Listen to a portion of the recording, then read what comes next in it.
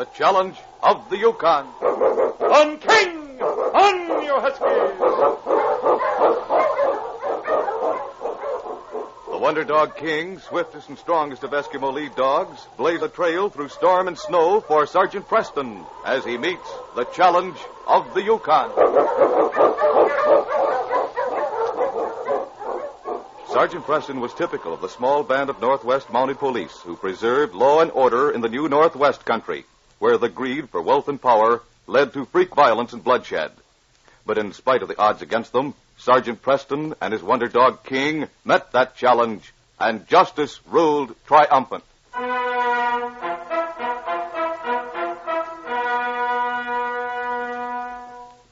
Young Jim Scott patted the head of his big lead dog, Rex. His father, propped up on a cot in the corner of their cabin, looked fondly at his son and listened as the boy talked to the husky. You're in fine trim for the big race, Rex, old boy. I've never seen you look better. Why, we'll come in so far ahead of the rest of those teams they won't even know they were in a race. Sure hope you're right, son. Nobody needs the money more than we do, that's sure. Don't worry, Pop. We'll get it. And when we do, I'm taking you to Whitehorse. We can catch the first boat that pulls out in the spring. Get a little place in California, the way the doctor says you should.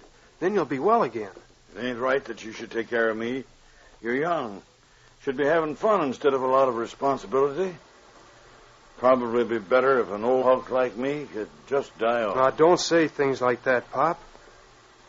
The thing I want most in the world is for you to get better. And Rex and I are going to see that you do, aren't we, boy? Sure a lucky day when you got that dog. Remember when Sergeant Preston brought him to me 2 years ago? He was just a little ball of fur. Mighty frisky one. That pup ate everything from fur caps to bootlaces. He still has an appetite like a horse. Well, that's because he's so strong and healthy. Gee, Pop, you sure been wonderful about my dog team. It costs a lot to keep it, and you never mentioned selling it. It's a good thing I didn't. Your team is the favorite to win next Saturday. Purse will be at least $2,000. And if I do win, I can sell the team for twice as much before we leave. Except Rex here. He goes with us to California, don't you, boy? You'll get a lot of offers for him, I'll bet. He's one of the best lead dogs in the Yukon. Seems almost a shame to take him away from here, but, well, he'll like it in the States, I think. That animal would like it any place, as long as you were in it with him. He hears something. Oh, it's a dog team. Quiet, Rex. That sounds like Sergeant Preston. Fine. Come on in. Bring King. One, King. I'm sure glad to see you, Sergeant. Well, I had to get here to see you win that race Saturday. Hello, Pete. How are you feeling? Well, I'm a lot better, Sergeant. Sit down. Jim will fix you some hot tea. Here, sit next to the stove. Give me your parka. I'll hang it up. Thanks. Well, Rex looks good. He's in fine shape for the races. You going to be here in town until Saturday? Well, yes, I am, Pete. I think you may need a little law and order around here. People are pouring into town for the dog race, and a lot of money will change hands. There'll be plenty of celebrating. Have you heard anything about the other entries? Well, you're going to have plenty of competition, Jim. There's a team in town from 40 Mile that looks pretty good.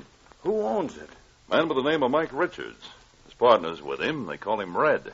I never heard of Richards. Well, he appears to have a lot of money. He's betting a great deal on his team.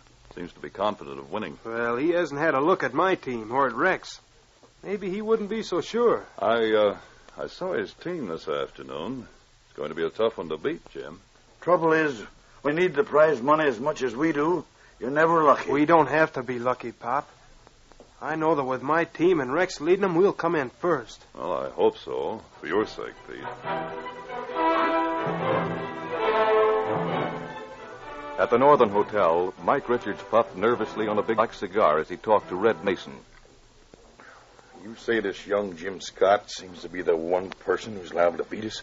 Yeah, I walked past his cabin. He was just driving off with his dog team to give him a workout. He sure has a nice team. As good as ours, do you think? No better, except for his lead dog. He's the thing we have to worry about. He's a powerful dog, and according to the local gossip, he's plenty smart. We're putting out a lot of money on this race, Red. Maybe we'd better do something about that lead dog. You mean, We got away with it, didn't we? Yeah. Won't be so easy this time, though.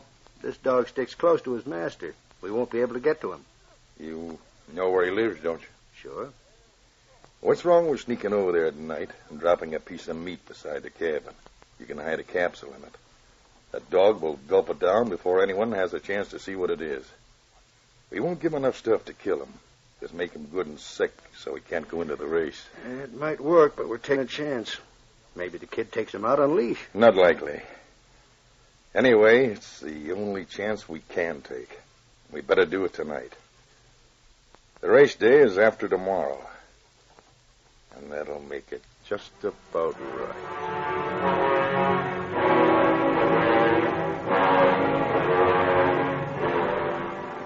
Toward noon the following day, Sergeant Preston called at the Scott's cabin. He found Jim bending anxiously over his lead dog, Rex. Well, Jim, what's wrong? Oh, gee, I'm sure glad to see you, Sergeant. Rex is sick. Sick? What's the matter with him? I don't know. I've been so careful of his food, but he acts as if he'd been poisoned by something. Oh? He won't eat anything, just drinks a lot of water. Nose is hot, and he can hardly raise his head. Well, let's have a look at him. I think he's poisoned, Sergeant. He sure acts like it. Well, he's in no shape for the race tomorrow. Stomach's swollen, too. It does look like poisoning. But I've been feeding him fresh meat, cut from the same piece we've been eating.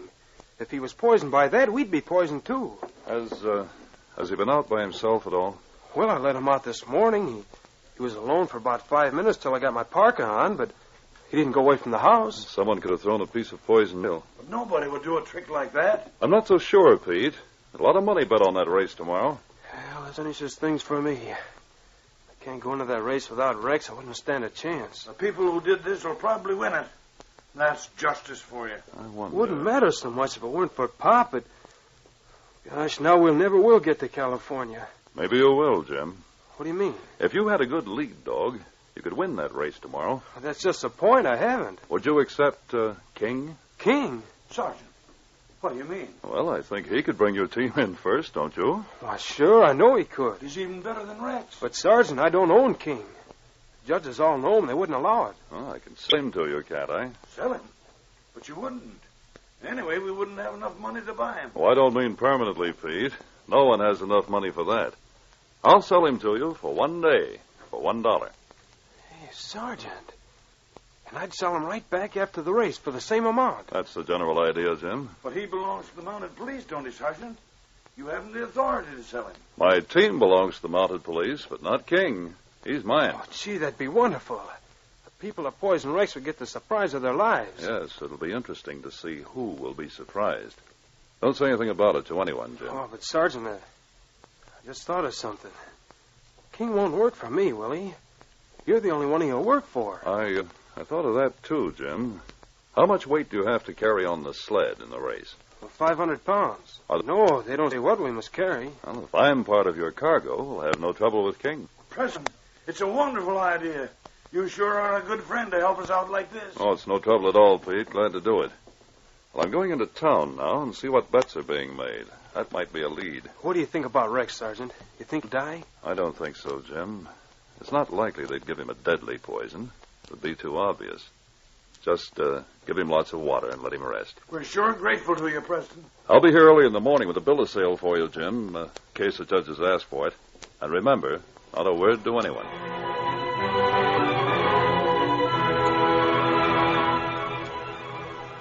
That night in their hotel room, bent over a paper, figuring. Red undressed for bed. You better get some sleep, Mike. Tomorrow's a heavy day. I'd sleep better if I was sure that lead dog got the meat. Funny we didn't hear something about it if he did. He couldn't have missed it if he got out of the cabin by himself. I wish we knew for sure. We got a pile of money on this race. Yeah, forget it. He got it all right. You got any of that poison left? Yeah, why? You hungry? It might be smart to take a small piece of meat with us tomorrow and have a capsule in it. Hey, are you crazy? I suppose with everybody watching me, I just go up and feed a lead dog a piece of poisoned meat. You could do what you did in Sitka. Put a piece of white paper around it so it won't show up too much on the snow. And drop it in front of him from under your parka. You got away with it before. That dog will gulp it down, paper and all, before anyone has a chance to see it. We won't need it, I tell you. That dog was sick. We'd have heard about it. All right. I'll take it with me, just in case. Come on. Get to bed. I'm sleepy.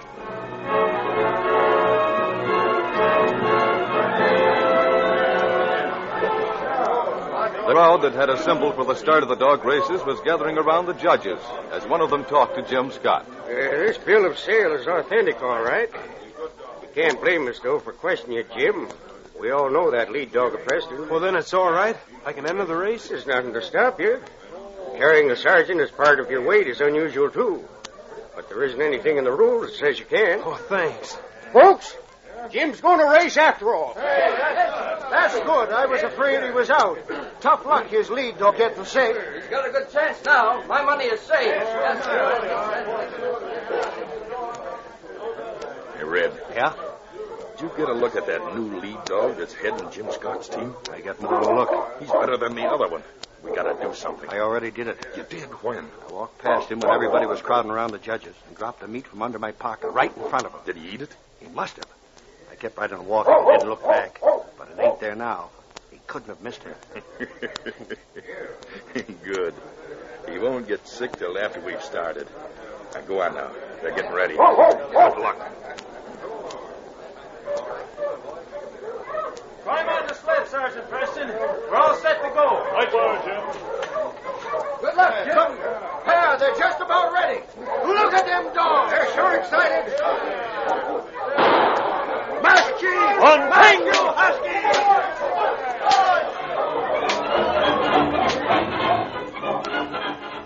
Jim Scott didn't press the team too hard, but saved their strength for the long pull ahead. Red's team was first when they reached the last 2 miles that led back to the starting point. The crowd watched anxiously as the team appeared over the top of a hill on the home stretch. Here they come. See them?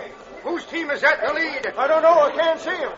Hey, Mike, could we borrow your binoculars for a minute? Sure, if you give him right back. That's my team leading. You better get ready to pay me. Yeah, you're right. Hey, wait. That other team is gaining. Whoopee! It's Jim. He's catching it. Hey, what are you talking about? Give me those glasses.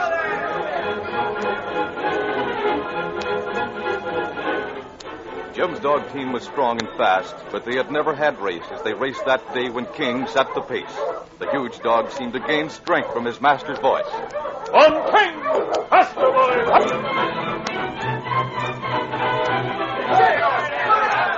Here they come. Come on, Jim. Come on, boy. He's going to make it. Look at him go. In the air.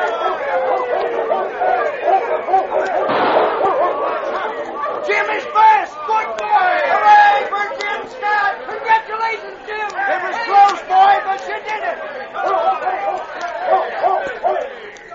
Red, come here. I'm sorry, Mike. I couldn't get any more speed out You of my clumsy fool. Let's get back to the hotel. Just a minute, you two. What do you want, Mountie? I'd like to have you explain this package that was dropped in front of the lead dog of our team before the race. Don't know what you're talking about. I was watching you from the crowd, but you didn't know it. If that dog had been like any other dog, I wouldn't have had it for evidence. But King won't do anything that strangers give him. Hey, Sergeant, are these the men at Poison Rex? I think so, Jim. We'll see as soon as I examine this piece of meat I'm carrying in my pocket. You can't hold Oh, us. yes, I can. The reason I came up here for these races was to keep an eye on you two. This dog poisoning has happened before. In other races you've been in. Why, you ain't got proof. I'm taking you back to headquarters. And I wouldn't try to get away. My dog's had a hard race today, but he can still watch you. Catch you, fella.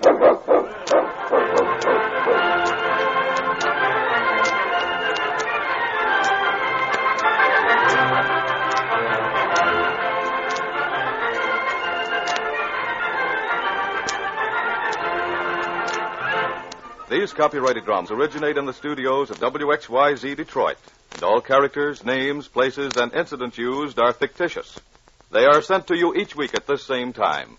Hugh Holder speaking. This is the Michigan Radio Network.